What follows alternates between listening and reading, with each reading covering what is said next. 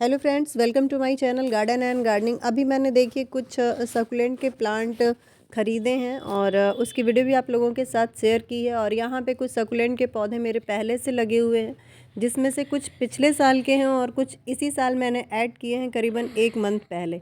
और सबकी ग्रोथ काफ़ी अच्छी चल रही है। और जब इनकी रिपोर्टिंग मैंने की थी तो उनसे डिवाइड करके और भी पौधे मैंने तैयार कर लिए थे। तो अभी टाइम अच्छा है, आप इनसे ढेरों पौधे तैयार कर सकते हैं अपने गार्डन में। और जो नई कटिंग से तैयार हुए पौधे रहते हैं वो चलते भी रहते हैं। मदर प्लांट अगर हम लगा के रखते हैं तो उनका थोड़ा सा मुश्किल हो जाता है चलना। तो जब भी हम सकुलेंट प्लांट को लगाएं तो इस बात का ज़रूर ध्यान रखें कि उसमें ड्रेनेज होल काफ़ी अच्छी मात्रा में हो, जिससे पानी बिल्कुल रुकने का चांस ना हो। और यहाँ पे जो मिट्टी मैंने तैयार की है उसमें देखिए मिट्टी है लगभग 40% गार्डन की सॉइल है और 40% रेत है और लगभग 20% इसमें कंपोस्ट है। तो कंपोस्ट अगर आपके पास वर्मी कंपोस्ट है तो वो काफ़ी ज़्यादा अच्छा है। मेरे पास अभी नहीं है तो मैं इसमें बहुत कम मात्रा में ही गोबर की खाद मिला रही हूँ, और वो भी बिल्कुल सड़ी हुई गोबर की खाद है। और जो मिट्टी थी वो मेरी मिट्टी अभी विंटर सीज़न के जब मैं प्लांट लगाई थी तो वही वाली मिट्टी थी, तो कुछ पौधे उसमें ख़राब हो गए थे। क्रिसैंथेमम में फ्लावरिंग हो चुकी थी तो वो मिट्टी खाली हुई और उसमें अच्छी मात्रा में राइस हस्क मिला हुआ है, तो इससे मिट्टी हमारी काफ़ी भुरभुरी हो जाती है। इस तरह से जब हम मिट्टी तैयार करते हैं सकुलेंट और कैक्टस की, तो दोनों की मिट्टी लगभग सेम होती है और बराबर बराबर मात्रा में ही हमको मिट्टी और रेत मिलानी चाहिए। लेकिन कुछ लोग इसमें मिट्टी का यूज़ बिल्कुल नहीं करते हैं, लेकिन मैं जब भी सकुलेंट लगाती हूँ तो उसमें मिट्टी ज़रूर मिलाती हूँ। उससे क्या होता है कि बहुत जल्दी जब गर्मी आ जाती है तो बहुत जल्दी मिट्टी सूखती नहीं है। ऐसे अगर सिर्फ हम रेत का यूज़ करते हैं तो मिट्टी हमारी बहुत भुरभुरी होती है और पानी उसमें बिल्कुल ही नहीं टिकता है। तो अभी थोड़ा हमें बचा के पानी देना होता है इस तरह से जब मिट्टी हम तैयार करते हैं, और गर्मियों में हमें उसमें कोई दिक्कत या परेशानी नहीं होती है। तो यहाँ पे देखिए कुछ पौधे फ्री के भी मिलते रहते हैं। हम जब नर्सरी से कोई भी पौधा लेके आते हैं मिट्टी के साथ कुछ पौधे चले आते हैं। तो यहाँ पे मैं स्ट्रिंग ऑफ बनाना का प्लांट लगा रही हूँ और ये कटिंग से बहुत ही ईजिली तैयार हो जाती है। इसमें एरियल रूट्स निकलते रहते हैं, जहाँ से पत्तियाँ ग्रो होती हैं वहीं से इनमें रूट्स बनते हैं। जिस तरह से कुछ मनी प्लांट में बनते हैं तो इनको कट करके हम नया पौधा तैयार कर सकते हैं। जब हम इस तरह के सकुलेंट प्लांट को लगाते हैं तो छोटे से छोटे पॉट का यूज़ हमें करना चाहिए। इनकी जड़ें जो होती हैं बहुत बड़ी नहीं होती हैं, छोटी होती हैं, बारीक होती हैं। तो बहुत बड़े पॉट की हमें ज़रूरत नहीं होती। अगर हम बहुत बड़ा पॉट यूज़ करते हैं तो उसमें मिट्टी भी ज़्यादा आती है, और मिट्टी ज़्यादा आएगी तो पानी भी काफ़ी देर तक उसमें होल्ड रहेगा। और ये देखिए पौधा चिकनी मिट्टी में लगा है तो इसको मैं थोड़ा सा खोल दिया है, थोड़ा क्या पूरा ही इसका रूट बॉल खुल गया है। और ये फिंगर जेट प्लांट है, इसको मैंने रिपोर्ट किया है। और ये भी अगर गार्डन में बचा रहता है तो एक बोनसाई का लुक ले लेता है, जिस तरह से क्रसूला का पौधा होता है या जेड का पौधा होता है। तो ये भी आपके गार्डन में पूरे साल चलता रहता है।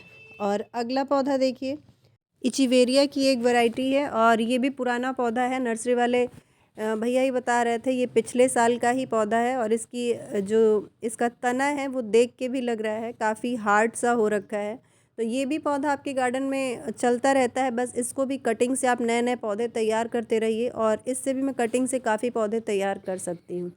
तो इसको भी मैं सेरेमिक और प्लास्टिक के पॉट का ही यूज़ कर रही हूँ। मिट्टी के जितने भी पॉट्स थे मेरे पास ख़त्म हो गए हैं, तो सेरेमिक और प्लास्टिक के छोटे छोटे पॉट्स का यूज़ मैं कर रही हूँ, उसी में इन पौधों को लगा रही हूँ। और ये पौधा देखिए एलोवेरा की ही एक वैरायटी है, मिनिएचर एलोवेरा कह सकते हैं, और सकुलेंट ही है ये भी। इनकी पत्तियाँ बड़ी नहीं होती हैं, छोटी छोटी सी रहती हैं इसी तरह से, और देखने में काफ़ी खूबसूरत लगती हैं। और 2 पौधे मैंने इनसे अलग कर लिए हैं बेबी प्लांट, इनको मैं अलग से ग्रो कर दूँगी। तो इस तरह से जब भी हम नर्सरी से कोई प्लांट लेके आते हैं तो उनको एक से कई पौधे और भी हम तैयार कर सकते हैं जब रिपोर्टिंग का काम करते हैं। और यहाँ पे अगला पौधा है क्रिसमस कैक्टस। इसको भी पत्तियों से हम काफ़ी आसानी से ग्रो कर सकते हैं। अभी मैंने इसकी कटिंग नहीं ली है, लेकिन इसको भी मैं कटिंग से ग्रो करूँगी, पत्तियों से और भी पौधे इसके तैयार कर लूँगी, जिससे इसके ख़राब होने के, अगर ये ख़राब भी होता है तो मेरे पास इसका पौधा गार्डन में बचा रहे। और यहाँ से थोड़ी सी और मिट्टी मुझे बनानी पड़ रही है, तो उसमें मैं वही रेत, छनी हुई रेत जो है जिसमें बड़े टुकड़े होते हैं रेत के, वही मिला रही हूँ। और अब कुछ कैक्टस के प्लांट लगाने हैं उसके लिए भी। तो कैक्टस में थोड़ा सा अगर रेत की मात्रा हम और ज़्यादा कर देते हैं तो वो और अच्छा होता है। और यहाँ पे देखिए मून स्टोन का प्लांट है और ये सीडम की एक वैरायटी है और काफ़ी अच्छा ये भी चलता है, काफ़ी सुंदर प्लांट है। और इससे भी मैंने एक पौधा अलग कर लिया है और ये वाला पौधा मैं अभी पहली बार ही ऐड कर रही हूँ। पिछले साल मैंने इसको नहीं ऐड किया था, तो देखते हैं ये पौधा चलता है या नहीं चलता है पूरे साल। बहुत ज़्यादा हमें फर्टिलाइज़र का यूज़ नहीं होता है कैक्टस के प्लांट में और सकुलेंट प्लांट में, क्योंकि इनको बहुत ज़्यादा फर्टिलाइज़र कंपोस्ट की ज़रूरत नहीं होती है, ये चलते रहते हैं। सिर्फ नीम खली वगैरह रिपोर्टिंग के समय मिला देना चाहिए। और मैंने देखिए नीम खली भी नहीं मिलाई है, मुझे मिल नहीं रहा है, मैंने कहीं रख दिया है। तो फंगिसाइड और नीम खली ज़रूर ऐड करें, इससे फंगस या किसी तरह का कीड़ा वगैरह नहीं लगता है। और यहाँ पे देखिए बनी ईयर कैक्टस का प्लांट मैं लगाने जा रही हूँ और ये भी मेरा पहला ही अनुभव होगा कि किस तरह से ये गार्डन में चलता है या मेरे गार्डन में चलता है या नहीं चलता है। मैंने अभी तक कैक्टस के कोई भी पौधे नहीं लगाए हैं, इसी साल मैं कैक्टस के पौधे लगा रही हूँ अपने गार्डन में। तो 5-6 पौधे मेरे कैक्टस के भी हो रखे हैं और इसको भी इस तरह से सेरेमिक के पॉट में लगा दिया है मैंने। और सारे ये पौधे मैं अपने टेरेस गार्डन में ही रखने वाली हूँ, किसी छाया की जहाँ पे छाया मिले, बड़े पौधों से छाया मिले इन पौधों को। क्योंकि पोर्च गार्डन में अगर मैं पौधों को रखती हूँ, इंडोर प्लांट मैं रखती हूँ, तो बहुत अच्छे से ग्रो नहीं करते हैं। यहाँ एक और कैक्टस की वैरायटी है, जिस तरह से हावरथिया का पौधा होता है बिल्कुल वैसे ही इसकी भी पत्तियाँ हैं और ये ऊपर की तरह इस तरह से एक स्टिक की तरफ बढ़ती हैं। और मैं इसको डिवाइड करने की कोशिश कर रही थी, लेकिन मुझे नहीं लगता है ये अलग किया हुआ प्लांट लग पाएगा, क्योंकि उसमें रूट्स नहीं निकल पाई, वो जड़ों से अलग हो गया। और किस तरह से इसको डिवाइड करते हैं मुझे इसका आइडिया भी नहीं था। तो देखती हूँ, अगर लग जाता है ये पौधा तो अच्छी बात है, और नहीं चलता है तो मदर प्लांट तो लगा ही है। अगला पौधा देखिए कैक्टस का है और इसको भी इसी तरह से लगा लेना है। और ये देखिए इसकी लीव्स अलग हो रही हैं अपने आप ही, तो इनको मैं अलग से दूसरे छोटे से पॉट में लगा दूँगी। और शायद ये भी लीफ से ग्रो होने वाला कैक्टस हो, और मुझे अभी कुछ आइडिया नहीं है इसके बारे में, तो लेकिन लगा मैं दूंगी। जितने भी इसकी पत्तियां अलग हो गई हैं उनको मैं अलग पॉट में लगा दूंगी।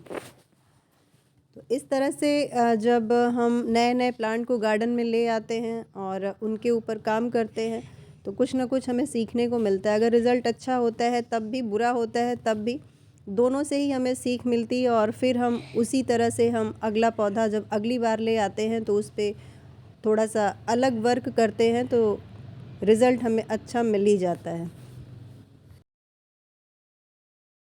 तो यहाँ देखिए सारे पौधे लगकर तैयार हो गए हैं और बहुत ज़्यादा मैं कुछ अलग से मिट्टी इसकी मैंने नहीं तैयार की है। जो नॉर्मल मिट्टी और पौधों के लिए मैं बनाती हूँ उसी तरह से बनाया है। सिर्फ इसमें रेत की मात्रा मैंने ज़्यादा मिलाई है, 50-50 के लगभग रखा, लगभग बराबर बराबर मिट्टी और रेत। तो बहुत ज़्यादा इसमें मैंने कुछ मिलाया नहीं है और इसी में देखते हैं रिज़ल्ट मुझे क्या मिलता है। और जैसा भी होगा मैं आपके साथ आगे इसका रिज़ल्ट भी शेयर करती रहूँगी। तो ये थी रिपोर्टिंग की छोटी सी वीडियो। अगर ये वीडियो आपको अच्छी लगी हो, ये जानकारी आपको अच्छी लगी हो, तो वीडियो को लाइक और शेयर करिएगा। और अगर मेरे चैनल पर नए हैं तो चैनल को सब्सक्राइब भी कर लीजिएगा। फिर मिलती हूँ आपसे अपनी अगली वीडियो में ऐसे ही किसी नए टॉपिक के साथ।